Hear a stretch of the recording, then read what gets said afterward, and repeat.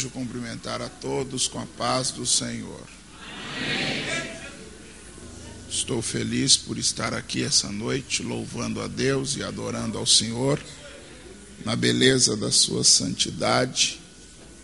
Grato a Deus por mais uma vez estar participando de um culto, onde o nome do Senhor Jesus é glorificado. Quero agradecer ao pastor Edmundo, pastor desta igreja. Eu já ouço há muito tempo falar dele e desta feita tenho a grata satisfação de conhecê-lo. Deus abençoe o senhor poderosamente. Também louvar a Deus pela vida do pastor Alcindo, um amigo amado do meu coração. Deus abençoe o senhor, irmã Eva, toda esta família abençoada. A direção da mocidade, irmão Heron, irmão Eduardo, Deus abençoe. Também ao Eliel, né? Deus abençoe a todos os Eliéis que existem aqui. Glória a Jesus. Também louvar a Deus pela vida do meu amigo Moisés Vieira, uma alegria revê-lo. Também pastor Eli de Barros, sempre vendo. Toda vez que eu vejo ele, eu penso, que mensagem nova eu vou pregar, porque ele já me viu pregar tudo que eu tenho. Deus abençoe. Deus abençoe o pastor Edinalvo. Deus abençoe o Noacir, o pessoal ali do Santo Inês. Noacir é uma pessoa abençoada que Deus colocou no meu caminho. Também irmão Joel Cordeiro. Deus abençoe a todos de uma maneira plena, absoluta e especial.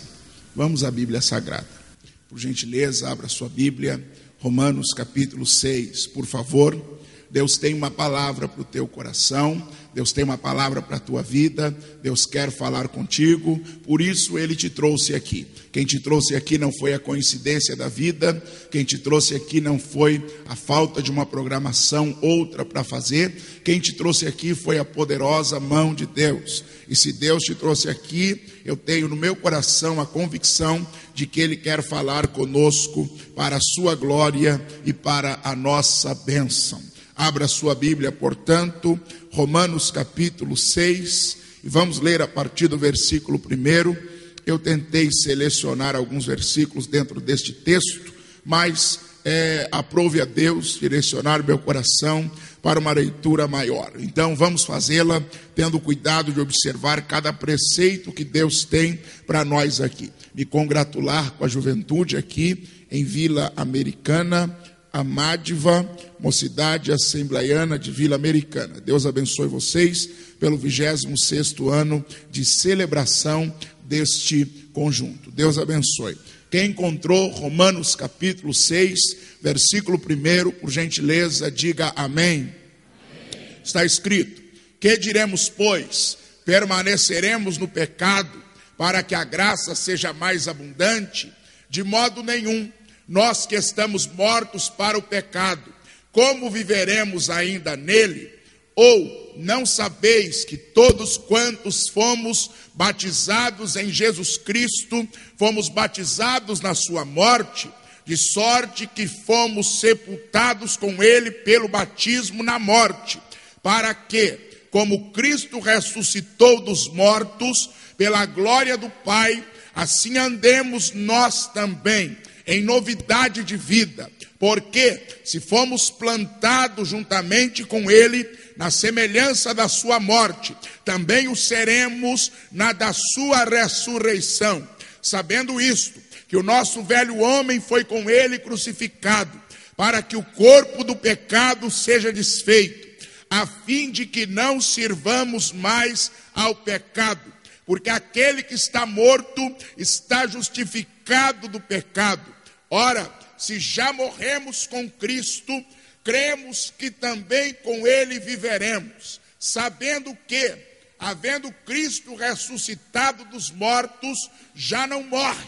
A morte não mais terá domínio sobre ele, pois, quanto a ter morrido, de uma vez morreu para o pecado, mas, quanto a viver, vive para Deus. Assim também vós, considerai-vos mortos como mortos para o pecado, mas vivos para Deus em Cristo Jesus, nosso Senhor.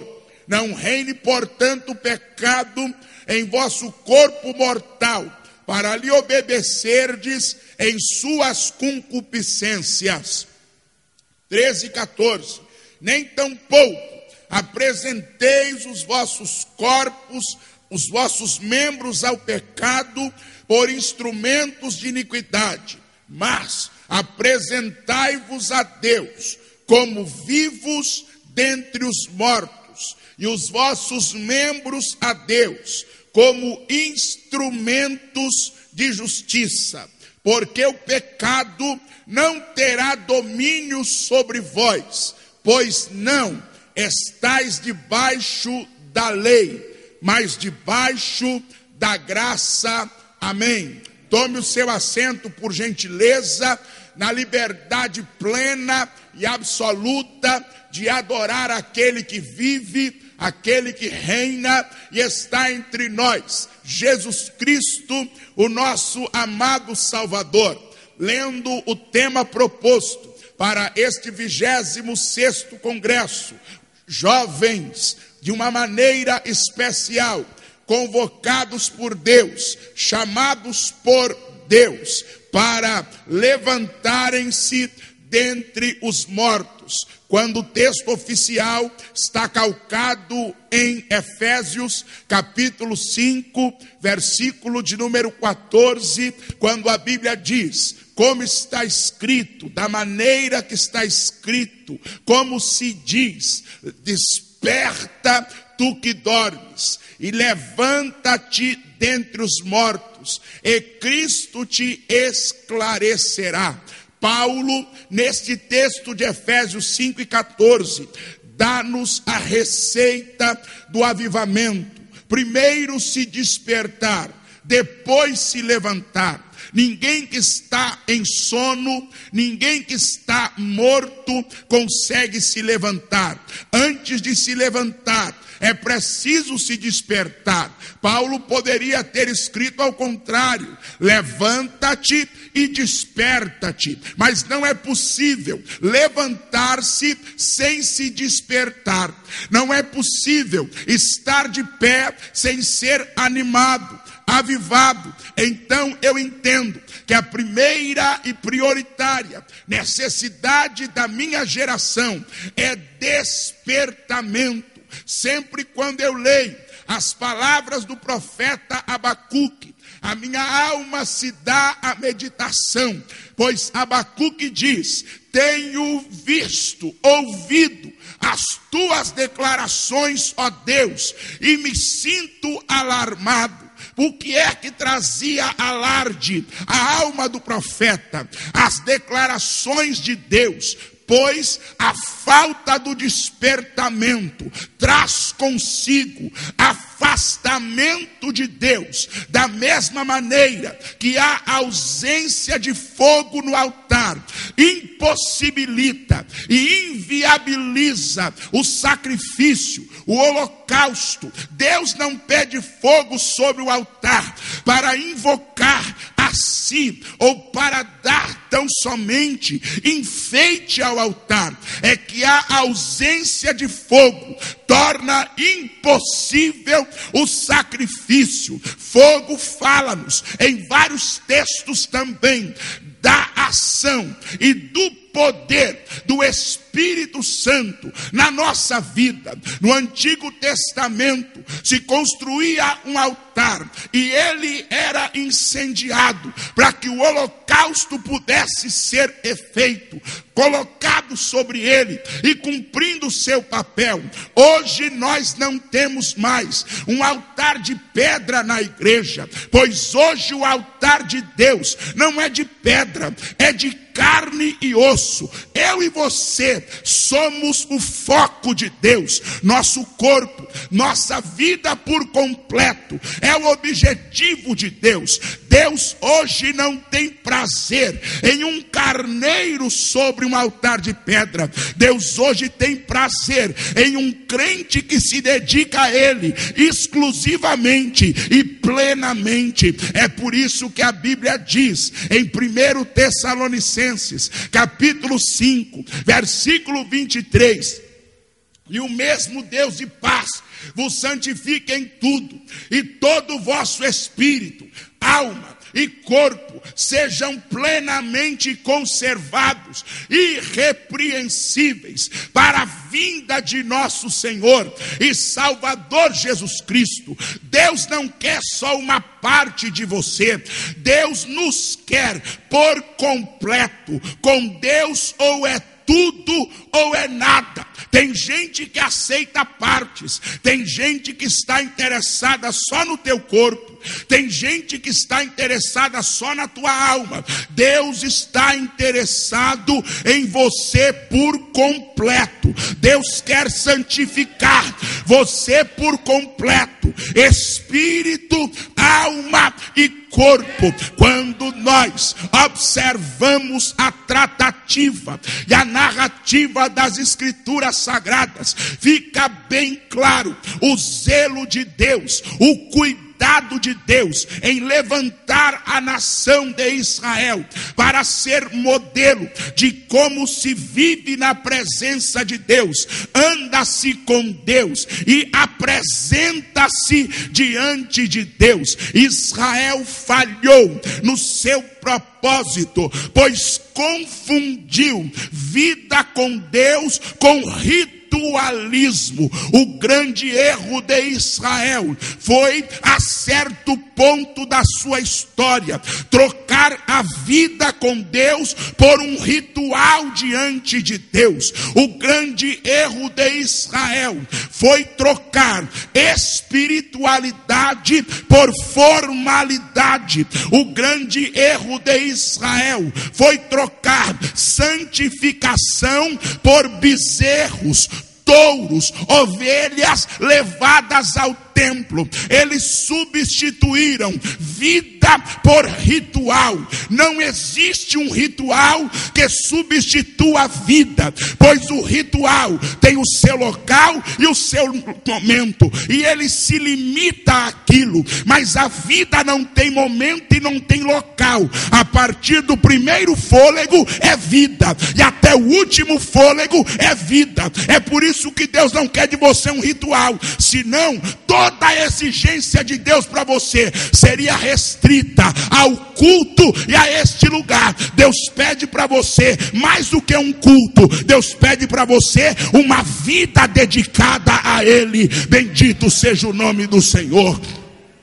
Então nós olhamos para o Novo Testamento, época da graça, onde Deus vai levar a efeito o seu plano para conosco. Nós, seres humanos, fomos feitos para viver. A morte vai entrar na vida do ser humano a partir da desobediência do jardim do Éden. Você vai ver Deus em Gênesis capítulo 1 criando todas as coisas, organizando uma biosfera para proporcionar um ambiente viável à vida na terra. Já estão dizendo por aí que acharam outro planeta semelhante ao nosso, que pode conter mesma espécie de vida que nós. Aí há uma pergunta: qual é o endereço? 300 trilhões de anos. Não dá, né? Não dá, pastor Alcino. Tem outro planeta para a gente viver. Aonde? 300 trilhões de anos. Deixa de bobagem, meu irmão. É melhor viver aqui. Deus te colocou aqui e é aqui que nós vamos existir. Qual é o grande problema da humanidade? Todos nós sabemos que o mundo se encaminha para um colapso.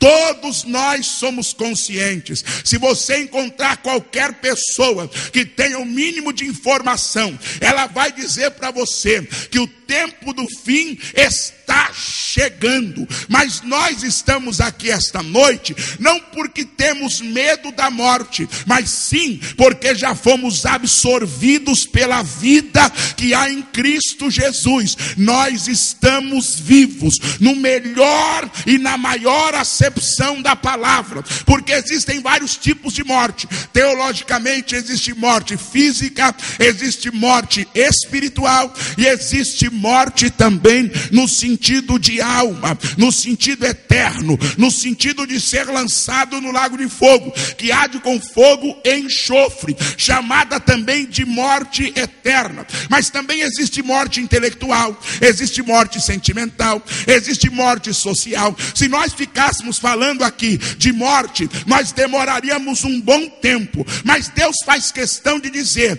que existem dois grupos de pessoas diante dele na face da terra: os vivos e os mortos. Pastor, na face da terra, sim. Não estou falando de sepultura, não estou falando do Hades, não estou falando do Sheol, estou falando na face da terra. Para Deus existem os vivos e os mortos. Quem são os mortos? Todos aqueles que ainda estão no delito e na prática do pecado. A Bíblia diz em Efésios capítulo 2 que todos nós estávamos mortos nos nossos delitos e nos nossos pecados. Morte não se restringe à parada do coração, ao cérebro deixar de comandar, aos pulmões deixarem de respirar. Morte vai muito além. Em primeira instância, morte é a sentença que Deus deu contra o pecado. A morte é, como disse Paulo, o salário do pecado, a recompensa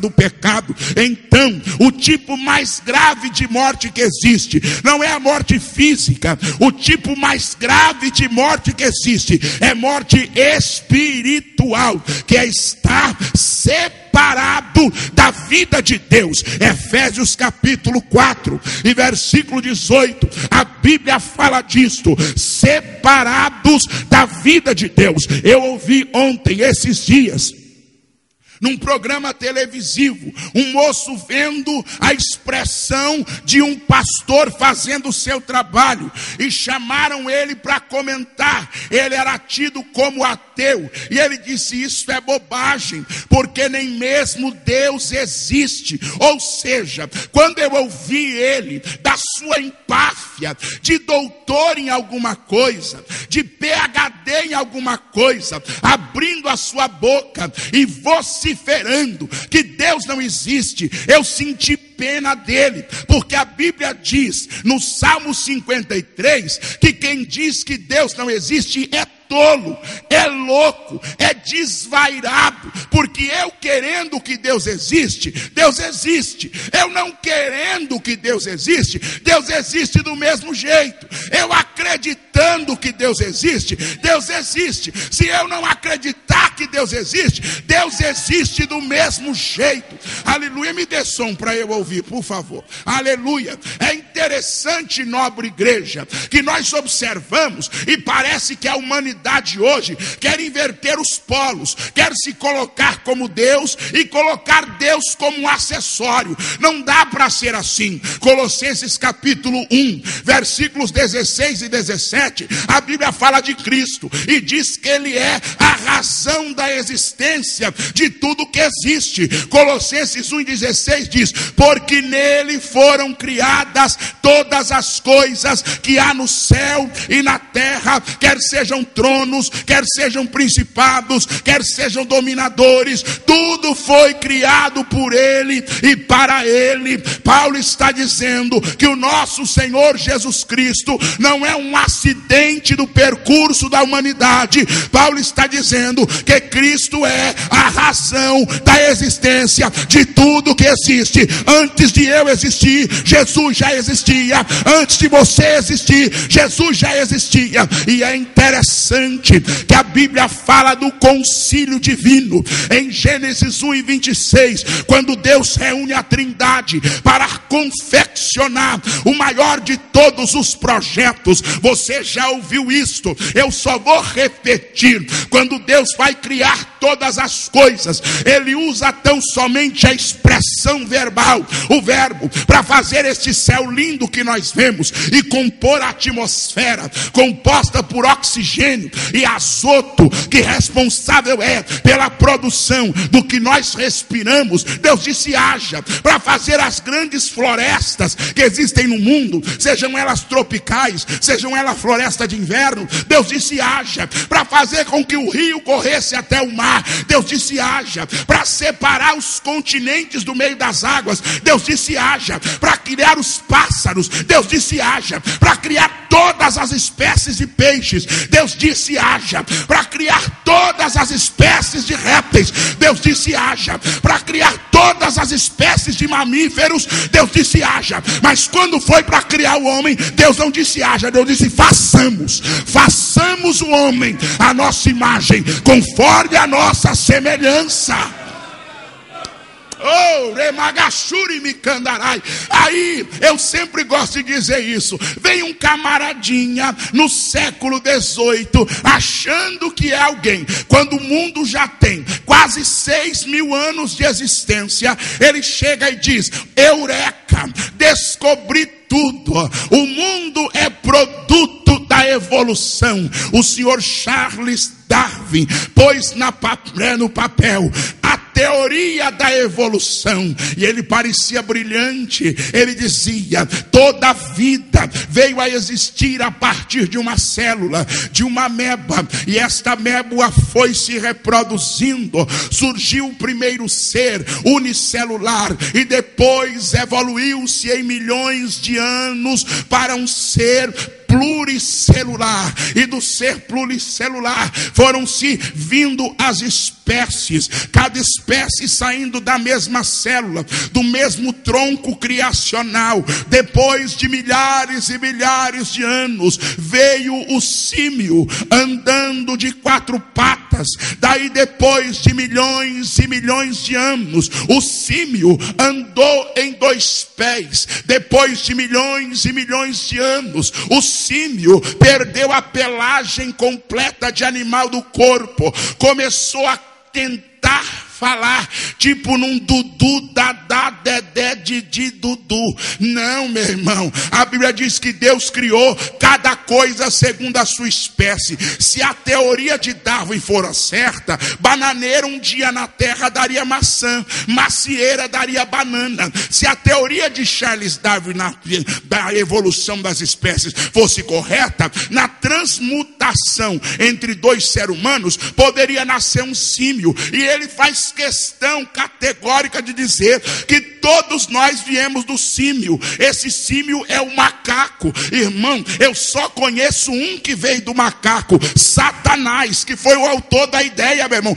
Você não é subproduto da criação, porque na teoria de Darwin, o humano não é a evolução, ele é um subproduto da criação. Eu não sou subproduto, eu sou obra-prima da mão de Deus. É verdade, é verdade. Outra coisa que está no tino do diabo: se não faz tanta diferença de onde eu vim, também não faz tanta diferença de onde para onde eu vou. Se eu nasci do acaso, posso morrer ao acaso. Isso não é plano de Deus. Você nasceu com um propósito. Sabe por quê? No Salmo de número 139 diz que ainda quando você era uma substância sem forma, Deus escreveu uma história para você. Deus escreveu no livro dele. Foi Deus quem te entristeceu no ventre da sua mãe. Você poderia, por uma porção dessa, de milhares e milhares de anos, para vir a ser um ser humano, você no ventre da sua mãe precisaria ficar todo esse tempo. Mas em 9 meses, Deus deu conta de formar você por completo. Te deu uma estrutura óssea, te deu nervos, te deu pele, te deu estrutura sanguínea, te deu estrutura respiratória, te deu visão, te deu audição, te deu tato, te deu paladar. E depois de 9 meses ele diz: vai, porque eu te fiz nascer para vencer. É isso, meu irmão. Nós não somos obra da coincidência. Você é obra da providência de Deus. Aleluia. Pegue na mão de alguém, por gentileza, e diga: Deus tem um plano com esta vida que você tem. Diga isso. Deus tem um plano com a vida que você tem. Bendito seja o Senhor. A Assim sendo, queridos irmãos, a Bíblia diz que Deus, ao criar o ser humano, preparou também um lugar todo especial, cujo nome é Éden, traduzido para nós paraíso. Deus deu ao homem toda sorte de providências alimentares, porém a uma árvore Deus restringiu, a árvore da ciência do bem e do mal. E em Gênesis capítulo de número 2, versículo 17, Deus diz: de toda árvore do jardim comerás livremente, porém da árvore da ciência do bem e do mal, dela não comerás, porque no dia em que dela comeres, certamente morrerás. É a primeira vez que vemos Deus pronunciando a palavra morte. Morte veio a existir como causa ou como efeito do pecado. Só a morte por causa do pecado, pois na originalidade Deus fez o homem para viver, e a Bíblia é prova disto. Gênesis capítulo 5, versículo 5 diz que Adão viveu 939 anos e depois morreu. Gênesis capítulo 5, versículo 27 diz que Metusalém viveu 969 anos e depois morreu. Eles não eram feitos de outra matéria, não. Tanto Adão quanto Metusalém foram feitos da mesma matéria que eu e você, e eles viveram mais de 900 anos, quase 1 milênio. Agora imagine você um corpo com estrutura física para suportar 9 séculos se passando. É porque Deus nos fez para ter vida.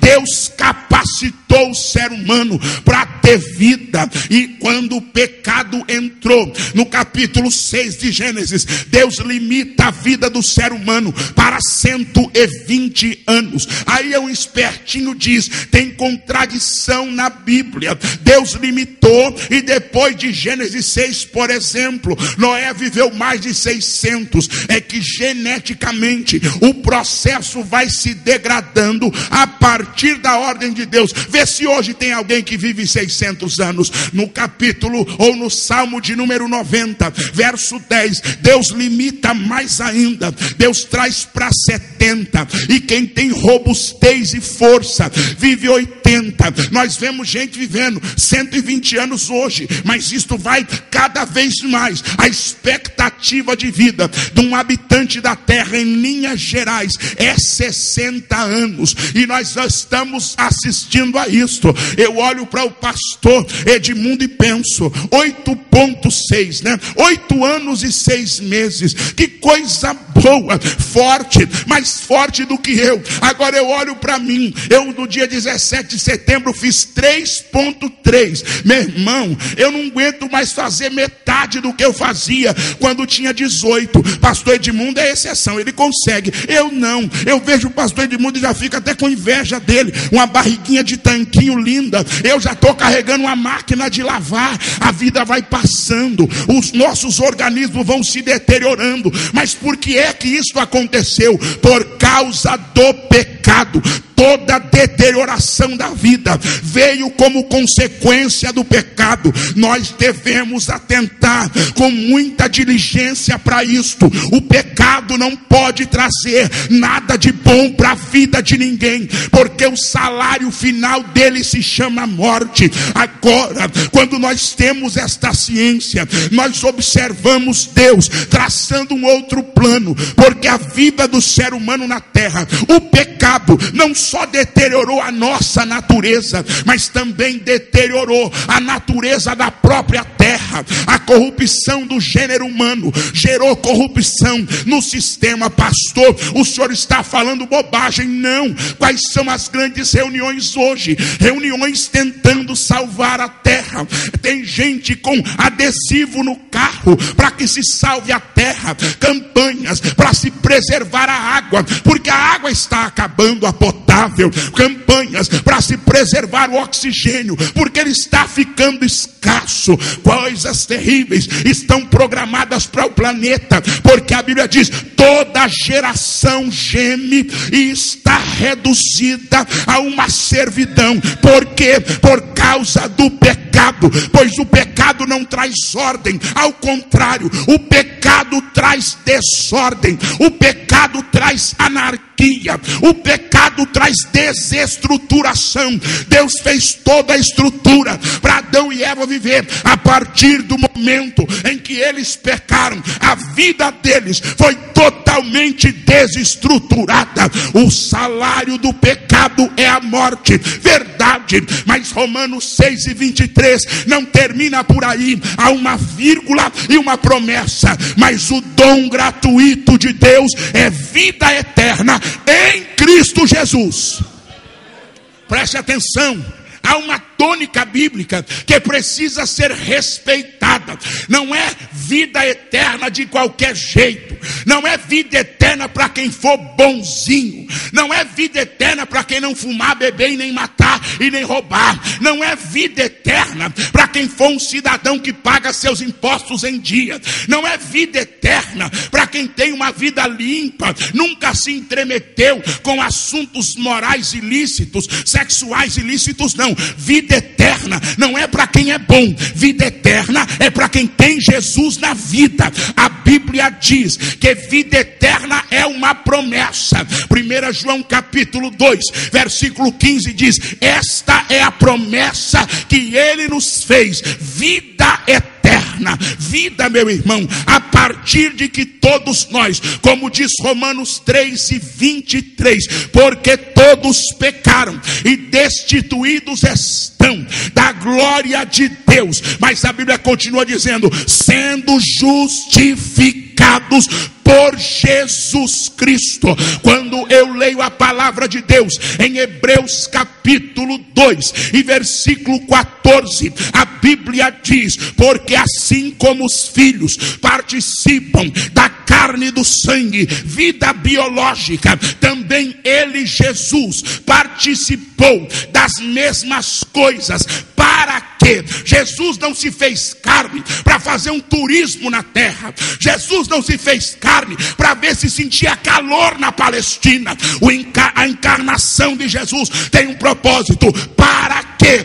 Pela morte. Jesus nasceu com uma sentença: tu vais morrer. Besteira, pastor. Verdade, querido de Deus. A Bíblia diz que quando os 3 sábios do Oriente vêm ter com Cristo, eles trazem consigo 3 elementos a presenteá-lo: ouro, incenso e mirra. Ouro fala de divindade, declarando que aquele que nasceu faria Deus chegar mais perto do homem. Mirra, meu irmão, é aquela essência balsâmica usada em cadáveres mortos. Incenso fala de Cristo como nosso sumo sacerdote, intercedendo por nós diante de Deus. Ou seja, ele veio para trazer Deus mais perto. Tanto é que Mateus 1:23 diz: e ele será chamado Emanuel, que traduzido é Deus conosco. Se Jesus não fosse Emanuel, não teria razão para nós estarmos aqui, mas nós estamos aqui e ele também está aqui. Ele prometeu: eis que estou convosco todos os dias até a consumação dos séculos. Mas também ele é o nosso sumo sacerdote. Hebreus capítulo 4 versículo 14 diz: porque, aleluia, temos visto que temos um grande sumo sacerdote, Jesus, Filho de Deus, que penetrou os céus. Retenhamos firmemente a nossa confissão, porque não temos um sumo sacerdote que não possa compadecer-se das nossas fraquezas, porém um que, como nós, em tudo foi tentado, mas sem pecado. Cheguemos, pois, com confiança ao trono da graça, para que possamos alcançar misericórdia e achar graça a fim de sermos ajudados em tempo oportuno.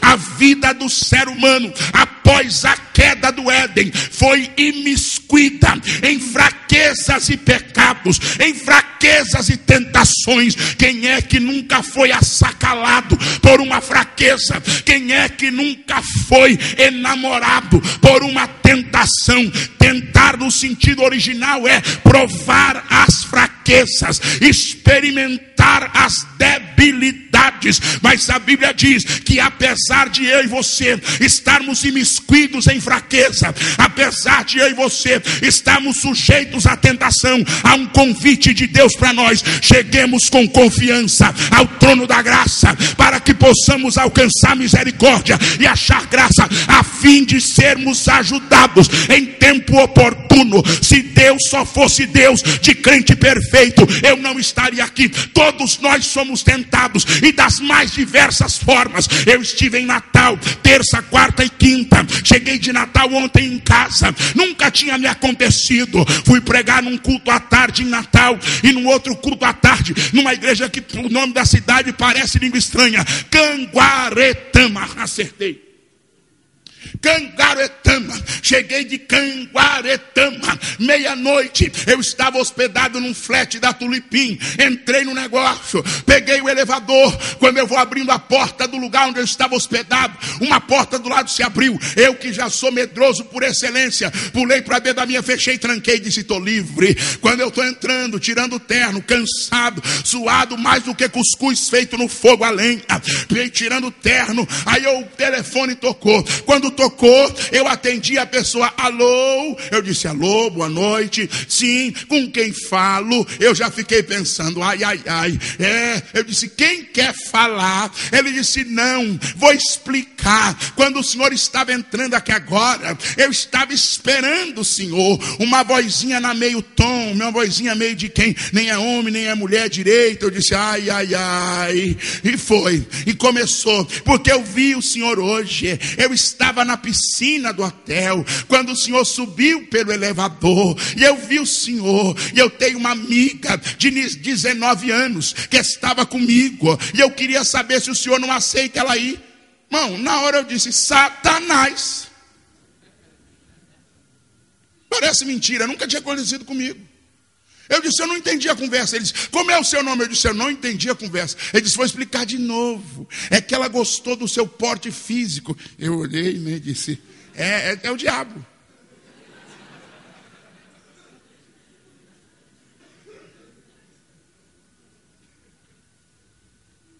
Aí Deus falou assim para mim: tem muita gente que nesse momento troca uma família por 20 minutos. Tem muita gente que nesse momento troca o amor dos filhos por 20 minutos. Eu disse para ele: filhinho, desculpa, mas meu nome não vai te interessar. E se for gentileza sua, esquece de mim.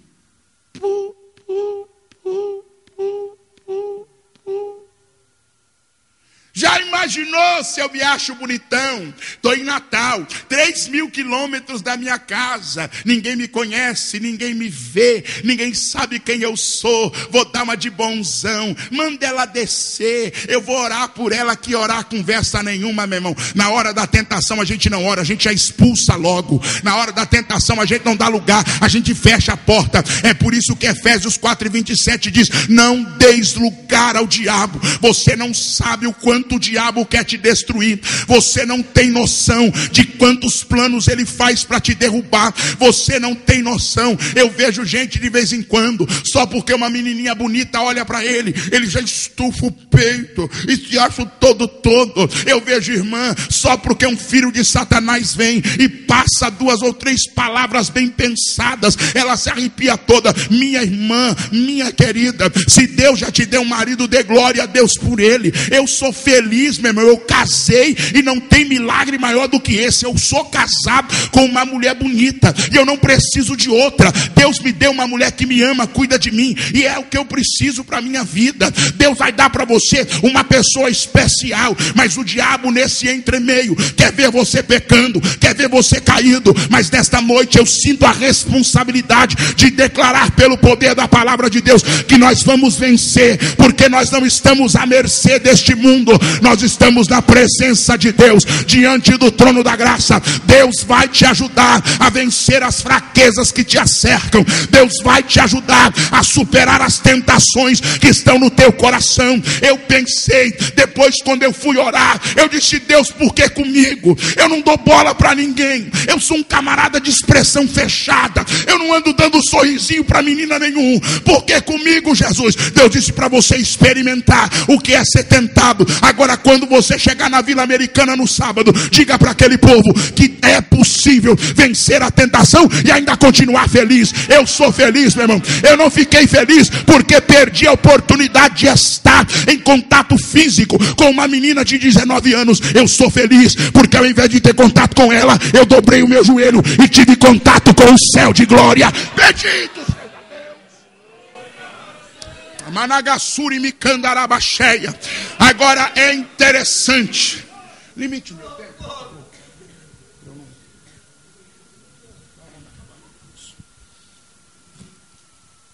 Toda a vida, a nossa vida, está condicionada ao corpo. O corpo é conhecido como veículo da existência, veículo da vida. E é por isso que os nossos membros, os nossos sentidos são tentados. Olha, sente o cheiro, fica com água na boca, dá vontade de tocar, pegar, abraçar. E se eu estivesse falando a anjos aqui, eu não pregaria essa mensagem, porque os anjos não podem mais ser tentados. Mas eu estou falando a gente de carne e osso como eu. E a gente que é imiscuída de fraqueza e tentação como eu. Se você for um super crente, pode ir para casa. Se você for uma super cristã, pode ir para o seu lar. Agora, se você é um ser humano que depende de Deus como eu, espere mais um pouco. Deus tem algo a fazer na tua vida essa noite. A quem eu apresentar o meu corpo, eu serei servo dele. É regra bíblica. A quem vos apresentais, a ele servireis. Se eu apresentar meu corpo para o pecado, eu vou ser escravo do pecado. E não adianta querer fazer 2 turnos. Metadinha no pecado, metadinha na igreja. Com Deus não tem isso, meu irmão. Quem é servo de Deus é de Deus. Quem é do pecado é do pecado. E eu tenho me assustado com os ataques do diabo, não lá fora, aqui dentro. Semana passada eu fui no velório de um moço que tocou na banda da igreja no domingo e foi fazer um assalto e morreu na terça. Quando eu estou no velório, o pastor me pede para orar, eu oro. O pastor me abraça, me tira para fora e diz: Pastor Ângelo, me ajude. O traficante está vindo entregar droga no pátio da igreja. Eu gosto de Pentecoste. Eu gosto de pregar mensagens que parecem lindas. Mas eu descubro que às vezes a gente tem que parar e ouvir e entender. Porque não adianta pular, correr, gritar e não mudar de vida. Não adianta dizer que pregador lindo. E a mensagem, ele nem lembra, mas ele foi gente boa, pregou bonito, fala bonito, legalzinho, né? Faz umas gracinhas no púlpito, legal. Não, legal, joia. Não, meu irmão, eu não quero que você lembre de mim quando acabar o culto. Eu quero que você lembre de você e diga: Senhor, me ajuda a mudar aqui, me ajuda a mudar cá, me ajuda a contornar isso aqui, me ajuda a vencer isso, me ajuda a estruturar aqui, me ajuda a... É para se levantar. Porque se fosse para ficar do mesmo jeito, eu não acredito em coincidência de tema. Eu não acredito que eu sairia lá de Campinas pensando em levantar, para chegar aqui e achar todo mundo de pé. Então é utopia. Então a gente está fantasiando. Então se ninguém precisa levantar, então não é o teu tema. Mas se Deus deu esse tema, é porque tem gente precisando levantar. E sabe qual é a minha alegria? O cair é do homem, eu consigo cair. Mas o levantar, só Deus consegue me levantar. Mas Deus vai colocar a gente de pé nesse final de semana. E o texto principal não dá para ir muito, mas diz assim: nem tampouco apresenteis os vossos membros ao pecado por instrumentos de iniquidade, mas apresentai-vos a Deus como vivos dentre os mortos. Quantos mortos você conhece? Eu conheço vários. Eu conheço gente que cheira perfume francês, mas está morta espiritualmente. Eu conheço gente que anda de carro importado, mas está morta espiritualmente. E a recíproca inversa é verdadeira. Eu conheço gente que mora na favela e é morta espiritualmente. Porque a vida não está na condição que eu tenho, a vida está em quem eu tenho. O princípio bíblico é: quem tem Jesus está vivo, quem não tem, morto está. Porque vida hoje só é possível na sua plenitude em Jesus. É por isso que ele disse: eu vim para que tenham vida e a tenham com abundância. Agora não adianta dizer que está vivo e sair daqui e beber uma cervejinha geladinha. Não tem? Você acha que não tem? Não adianta dizer: ai, que culto gostoso, mas eu acho que eu estou atrasado para minha baladinha gospel.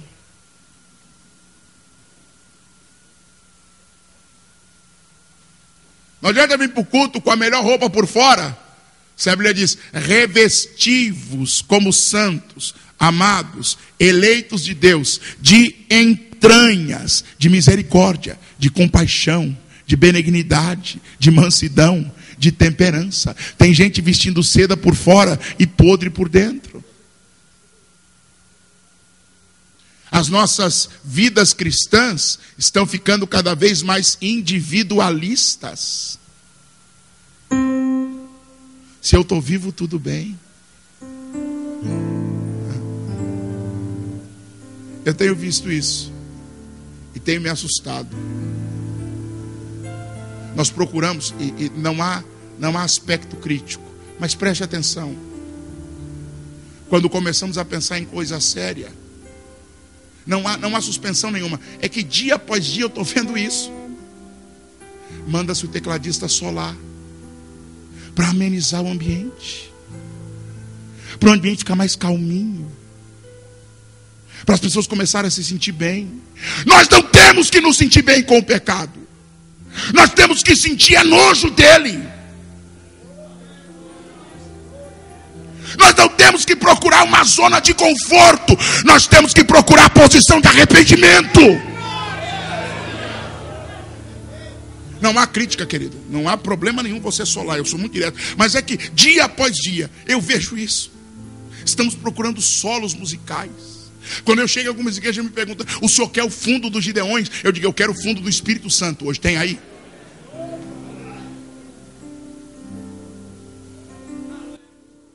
Chega de embelezar por fora, sendo que o problema está por dentro. Se é preciso levantar, é porque caiu. Se é preciso despertar, é porque dormiu. Ou então nós somos um bando de idiotas aqui essa noite. Ou então nós estamos flutuando numa religiosidade vazia.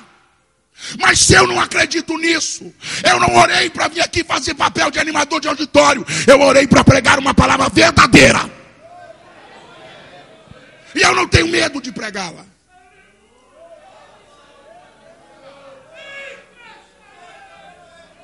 Eu não tenho medo de olhar nos seus olhos e falar da verdade de Deus. Eu não tenho medo.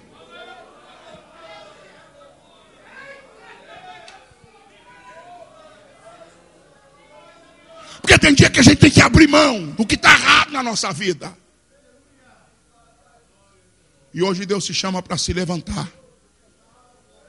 E levantar-se, vamos ser coerentes, é muito mais difícil do que cair.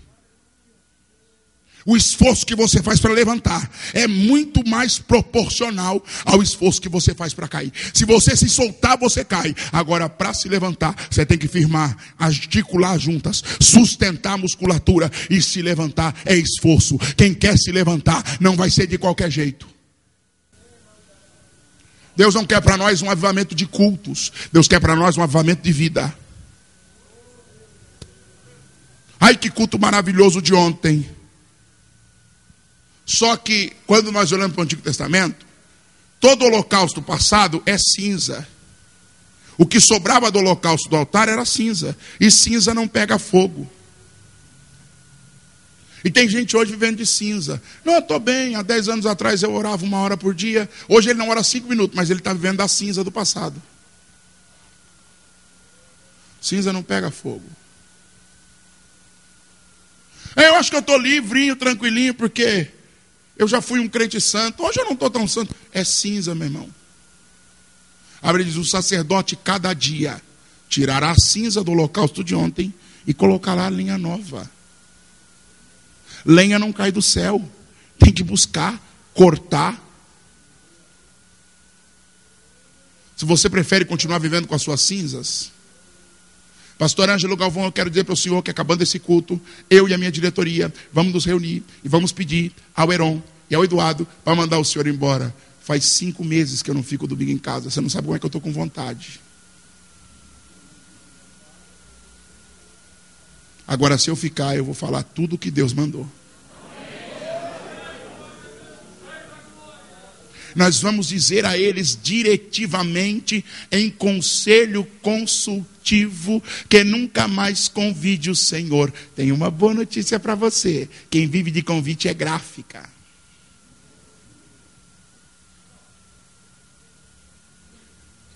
A minha cara fechada mostra que eu não gostei do Senhor. Não importa, querido, eu já sou casado, não precisa fazer gracinha para mim. Mas o importante não é você gostar de mim ou não. O importante é você pensar na sua vida essa noite. Porque nós nunca tivemos tão perto do arrebatamento. Você que está afastado da igreja, está na igreja, mas não está vivendo vida cristã, hoje Deus quer falar com você.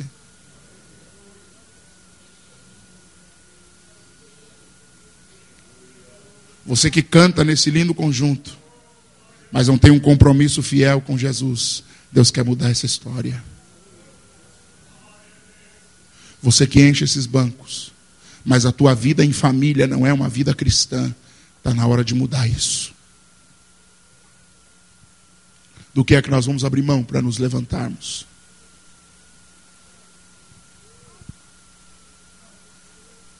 Uma pergunta: qual é o seu planejamento para depois do culto? Chegar em casa, se esticar naquele chess, né? Porque a moda hoje não é mais sofá, é chess. Se esticar naquele chess e assistir Supercine? E tentar esquecer a chatice do pregador?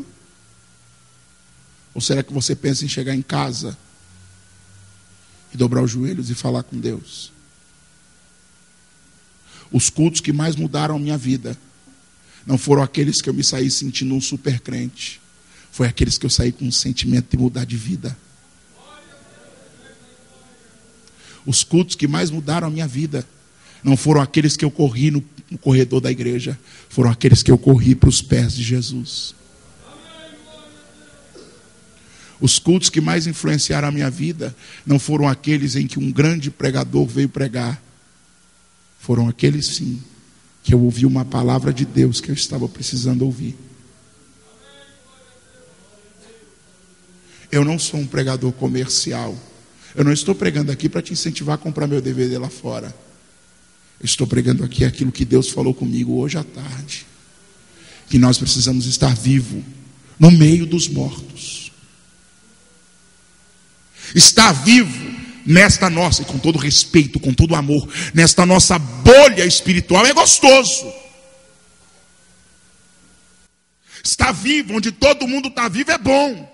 Agora o convite de Deus é para nós estarmos vivos entre os mortos. Ou seja, você vai se levantar, alguém vai olhar para você e dizer: se ele conseguiu ressuscitar, eu também vou conseguir. Se ele conseguiu crescer em Cristo, eu também vou conseguir. Se ele conseguiu ser cheio do Espírito Santo, eu também vou conseguir. Se ela conseguiu adorar em espírito e em verdade, eu também vou conseguir. Me permita dizer, terminando a prédica, é noite de ressurreição. Fique de pé comigo, por gentileza.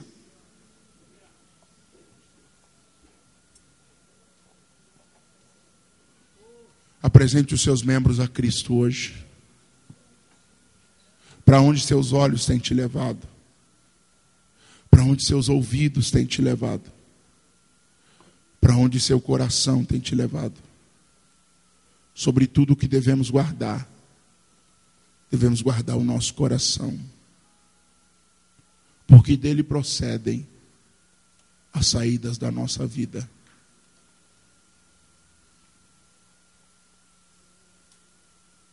Deus propõe ao meu coração arrependimento essa noite. Quebrantamento essa noite. Mudança de vida essa noite. Eu quero orar, ainda que seja com uma pessoa que queira entregar a sua vida a Jesus, que queira viver entre os mortos. Quem sabe você se afastou da igreja e nem sabe direito por quê, mas hoje o Senhor te convida a voltar para a casa do Pai. Quem sabe você nunca foi um cristão, mas hoje descobriu que só é possível ter vida em Jesus. Jesus é mais do que um rótulo religioso. Ele é a razão da nossa vida. Ele é quem mudou a nossa vida. Eu gostaria de saber se há entre nós hoje uma pessoa que quer se entregar a Cristo. Me dê um sinal com a sua mão. Voltar a Jesus. Venha em nome de Jesus. Alguém o acompanhe. Alguém o acompanhe para interceder. Bom. Mas alguém para Cristo. Mas alguém cuja alma anseia por vida. Mas alguém cujo espírito deseja Deus. Você tem essa oportunidade. Não fique afastado da igreja e nem do Cristo vivo. Hoje o Senhor te dá a oportunidade. Há mais alguém? Pastor, por que nós chamamos a levantar as mãos? Porque a atitude de levantar as mãos, ela significa render-se, aceitar como superior. Quando você levanta as mãos, você está dizendo: eu me rendo. Me rendo a Cristo. Me rendo ao grande e eterno amor de Deus. Oh, obrigado, Jesus. Onde está mais uma vida que precisa, que deseja? Orababaçu e fenebarras, tocominaracé.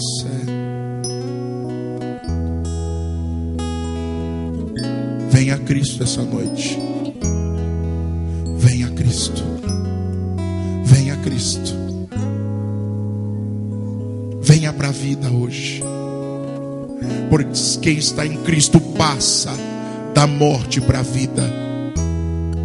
Pastor, eu estou aqui na galeria. Será que dá tempo de descer?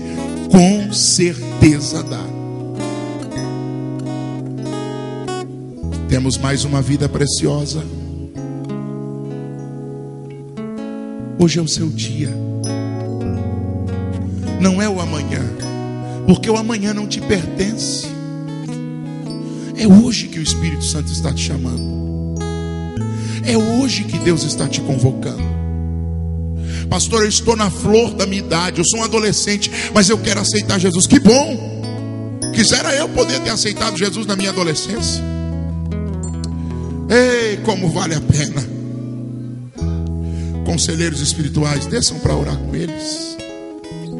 Orava fundereb de calavaço de camandaracé.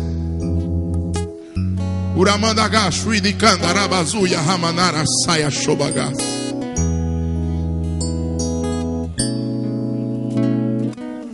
Oh, Jesus está salvando aqui, queridos.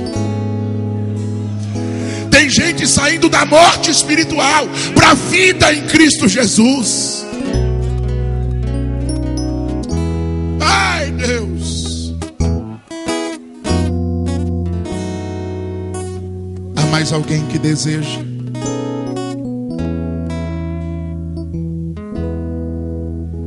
Eu tenho pensado sinceramente naquele texto que diz assim: se hoje ouvires a voz do Espírito Santo, não endureça o seu coração. Há mais alguém? Nós vamos orar. Você consegue estender sua mão para cá? Consegue. Vamos orar por eles. O cristianismo, eita glória, eita glória, aleluia, que bom que você veio, querido, que maravilha. O cristianismo, o Cristo pode fazer muitos milagres. Pode fazer um cego ver, um paralítico andar, um surdo ouvir. Eita Jesus, olha o que Jesus está fazendo aqui.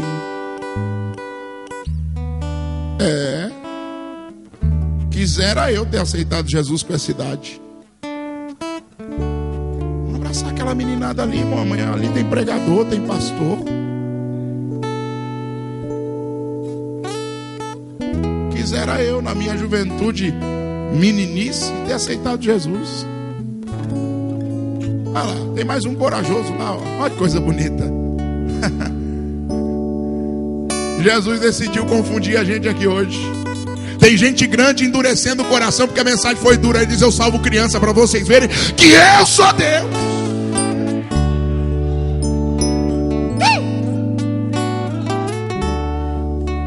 Deus fiel. Mas o maior milagre do cristianismo é fazer uma velha criatura se tornar uma vida nova em Cristo Jesus. É este que está acontecendo aqui. Estenda a sua mão para cá, vamos orar por eles. Te oferecemos a nossa gratidão, Jesus. Primeiramente por podermos ouvir a tua palavra e entendê-la. O que aconteceu conosco aqui essa noite. Te agradecemos também por estas vidas que, ao ouvirem a voz da tua palavra, mediante ao toque do teu Espírito, desejaram entregar-se a ti, reconciliar-se contigo. Te louvo pelas vidas que aqui estão, Pai, de joelhos dobrados, a pessoa com mãos sobre elas, orando, intercedendo e acreditando que grandes mudanças vão acontecer. A partir deste momento, que tais pessoas amadas do meu coração possam desfrutar a vida cristã, vida plena, vida de bênção, vida de paz, vida de graça, vida de amor. Que o teu Espírito possa fazer morada em cada coração aqui esta noite. Deus, te louvamos pelo milagre da conversão, te louvamos pelo milagre da mudança, da nova criatura em, ó Deus amado, da velha criatura em uma nova vida em Cristo. Que eles possam receber a presença tênue e poderosa do Espírito Santo nas suas vidas. Que seus nomes sejam escritos no teu livro da vida, ó Cordeiro Santo. Que a vida deles possa ser pautada pela direção da tua palavra e pelo poder da tua glória. Eu te louvo esta noite, Pai, em nome de Jesus. Ao eles se levantarem, dê um abraço, diga que são bem-vindos à família de Deus. Que bom, meninos. Fique firme, querido. Vocês são privilegiados. As crianças, a minha irmã. Que bom. Isso. Estão pedindo para vocês se assentarem no primeiro banco. Alguém vai pegar o seu nome, porque esta igreja funciona como família. Eu não tenho mais tempo, mas eu vou te pedir uma gentileza. Tome a mão da pessoa que está ao seu lado.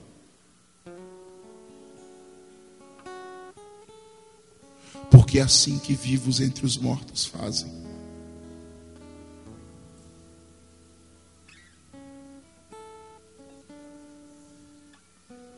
Não importa as fraquezas dela, tampouco as suas. O que importa é que nessa noite, o Cristo vivo vai fortalecer-nos.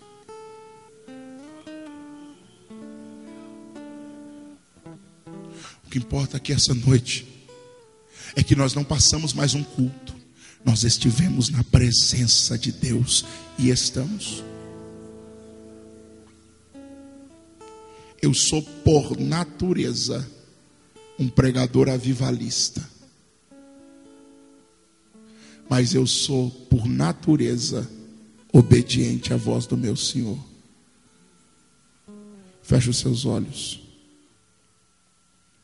Deus, hoje com sinceridade nós chegamos diante de Ti, não como um grupo de religiosos, mas como filhos amados em Cristo Jesus, jovens, homens, crianças, mulheres, todos nós estamos aqui hoje para reconhecer que só há vida em Ti, só há perdão de pecados pelo poder do Teu sangue, só há possibilidade de ir ao céu se for através de Ti. E é por isso que hoje nós reconhecemos nossos erros, e até por que não dizer nossos pecados. Nós não temos medo de pronunciar a palavra, o nosso medo é não confessar. Nós confessamos que somos falhos, até mesmo pecadores, mas também confessamos a nossa fé no Filho unigênito de Deus, que deu a sua vida naquela cruz do Calvário para nos perdoar, que ressuscitou ao terceiro dia para nos justificar e que está intercedendo por nós, assentado à destra do Pai. Que nenhuma raiz de acusação permaneça na mente, na alma dos teus filhos, porque nenhuma condenação há para quem está em Ti, Jesus. E essa é a nossa alegria, regozijo. Nós diante de Ti esta noite viemos para desfrutar de vida. Nós queremos estar ligados à videira verdadeira. Nós queremos nos levantar para uma vida cristã viçosa, vibrante, operante. Nós queremos ser crentes verdadeiros dentro do culto e após o culto, continuarmos desfrutando da Tua presença, que Teu Espírito, ó Deus, traga despertamento espiritual, porque somente diante de um despertamento nós conseguiremos nos levantar. Batiza com o Espírito Santo, renova com o Espírito Santo, enche do Espírito Santo, glorifica o Teu nome. Nós estamos de mãos dadas, simbolizando a nossa união, a nossa unidade, porque nós não estamos aqui egoisticamente, nós estamos aqui como um só corpo, o corpo de Cristo. Nos importamos um com os outros, queremos viver a fraternidade plena, que é residida e habitada no amor que vem de Ti. Ensina-nos a amar uns aos outros, suportar uns aos outros, ensina-nos a ter sempre uma mão estendida, que esse cristianismo secularizado, mundanizado, egoísta, não tenha vez aqui na Vila Americana, mas que aqui reine a unidade do corpo, reine a presença do Senhor, reine a unção do Teu Espírito e reine o Teu amor, porque o Teu amor é o que nos une, o Teu amor é o que nos sustenta, o Teu amor é o que nos abençoa. E contra isto, Pai, nós sempre poderemos dizer que nenhuma ferramenta do inimigo prevalecerá, e nós continuaremos sendo vivos entre os mortos, vivos entre os mortos, vivos entre os mortos. Um dos sintomas da vida é sensibilidade. O morto não tem sensibilidade, mas se você está vivo, você tem sensibilidade. E se você tem sensibilidade, dê um abraço na pessoa que está ao seu lado e diga: sejamos vivos entre os mortos, sejamos vivos entre os mortos. Deus em Cristo te abençoe poderosamente.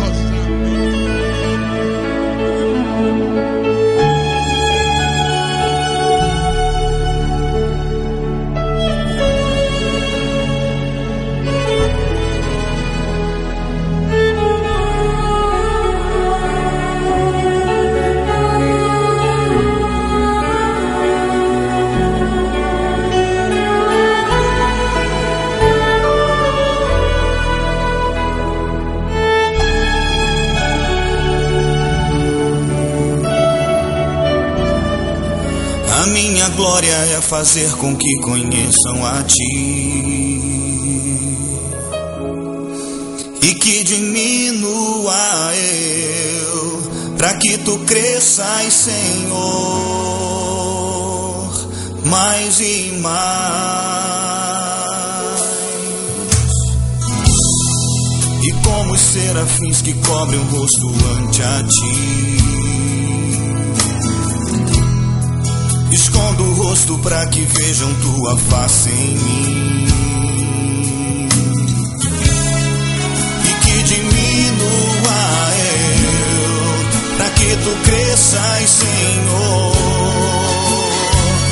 mais e mais.